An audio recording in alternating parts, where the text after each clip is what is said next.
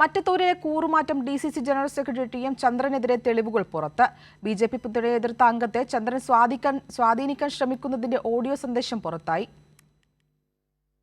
BJP പിന്തുണയെ എതിർത്ത അക്ഷയ് എന്ന UDF അംഗത്തെയാണ് TM ചന്ദ്രൻ സ്വാധീനിക്കാൻ ശ്രമിച്ചത്. തങ്ങളോടൊപ്പം നിൽക്കണമെന്നും BJPയുമായി ബന്ധമില്ലെന്ന് വാർത്താ സമ്മേളനത്തിൽ പറയണമെന്നുമായിരുന്നു ചന്ദ്രന്റെ ആവശ്യം. ഇക്കാര്യങ്ങൾ അടങ്ങുന്ന ഓഡിയോ സന്ദേശമാണ് പുറത്തായത്.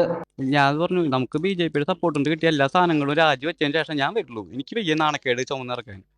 ഞാൻ നിലപാട് ഞാൻ പറഞ്ഞു, എനിക്ക് BJP യാതൊരു ബന്ധവും എനിക്ക് താല്പര്യമില്ല. അല്ല, നീ ഒരു കാര്യം ചെയ്യേ, നീ BJPയുമായിട്ട് നമുക്ക് യാതൊരു ബന്ധമില്ലാന്ന് പറയാനായിട്ട് തൃശ്ശൂർ നമ്മൾ 9 മെമ്പർമാരും കൂടി പത്രസമ്മേളനം വിളിച്ചേക്കാണ്. ബന്ധമില്ലാന്ന് അതാണ് ഇപ്പൊ മൊത്തം ചർച്ച നടക്കണേ. അയ്യോ, ബാക്കിയുള്ള 8 മെമ്പർമാരും നിന്റെ കൂടെ ഇല്ലേ? ബാക്കിയുള്ള 8 മെമ്പർമാരുടെ കാര്യമല്ല നോക്കണം, ഞാൻ എന്റെ കാര്യം നോക്കുന്നു. നീ ആ 8 മെമ്പർമാരും കൂടെ വന്നിട്ട് നീ പറയേ BJPയുമായിട്ട് യാതൊരു ബന്ധമില്ലെന്ന് നീ പറയേ. പറഞ്ഞല്ലോ, BJPയായിട്ട് യാതൊരു ബന്ധമില്ല, എനിക്ക് വർഗീയ രാഷ്ട്രീയം എനിക്ക് താല്പര്യമില്ല എന്ന് ഞാൻ പറഞ്ഞു. നീ അതെല്ലാവർക്കും കൂടി ഒരുമിച്ച് ചേർന്ന് പറഞ്ഞെന്തോ കുഴപ്പം? അല്ലേ, അവരെന്താ പറയാത്ത ഒറ്റയ്ക്ക് പറഞ്ഞോളൂ അവർക്ക്. അങ്ങനെ ഒറ്റയ്ക്ക് പറഞ്ഞ നമ്മൾ ഒരുമിച്ചെടുത്ത ഒരു തീരുമാനമല്ലേ?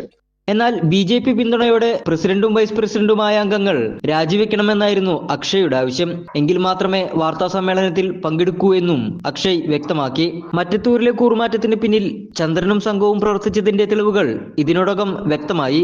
ചന്ദ്രനും സംഘത്തിനുമെതിരെ മറ്റത്തൂരിലെ കോൺഗ്രസിന്റെ ഔദ്യോഗിക പക്ഷം രംഗത്തെത്തിയിരുന്നു.